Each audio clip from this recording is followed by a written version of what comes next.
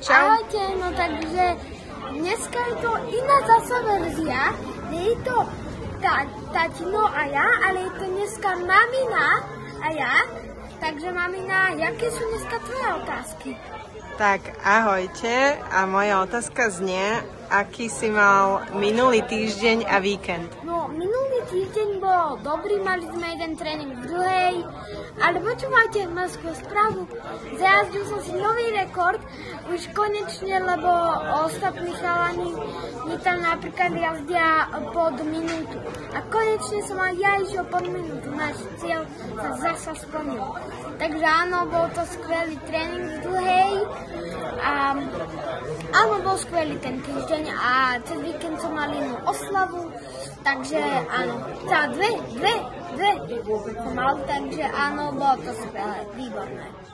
Super, to sa teším. A čo ťa čaká tento týždeň alebo tento mesiac? Tento mesiac ma čaká, zdá sa mi, že tento mesiac by mamina mi dneska kúpila lístky mne, tatinovi a jej, tebe, a do Ríma, do Talianska, lebo tam pôjdem ako MotoGP jazdec, že tam pôjdem. Išiel som do jedného talianského týmu. Tak, celé vám to. Išiel som do talianského jedného týmu. Idem tam podpísať zmluvu na jednu sezónu. To je jedno. Ďalší rok ale až. Ideme sa tam zoznamiť. 2 týždne, áno, ale ďalší rok tam až za nimi pôjdem vlastne jazdiť za nich, že závodím na závody. Ale ja teraz tam pôjdem aj na nové motorke na EVE. To je vlastne oveľa 110 má novší a starší model. Ten novší je Evo a ten starší je ten, na ktorom jazdím.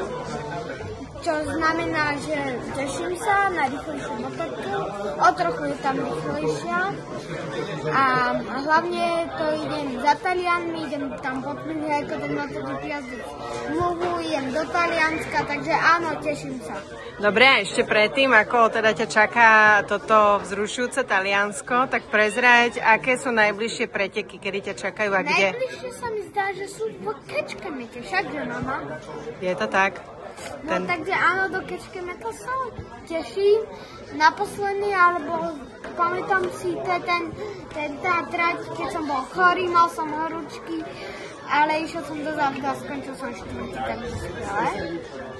Tak. No a tam som preletel rovno cez trať. Tak tentokrát ti držím palce.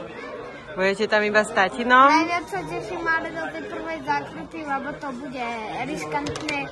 Zo zatačky ideme tak a hneď sa to takto a tak na rovinku. Takže to bude extrémna prvá zákruta. Tak sledujte Matiasov vývoj a ako sa mu bude dariť tento víkend v Kečkemete. Držte palce. Ahoj Mati, čau. Čaute.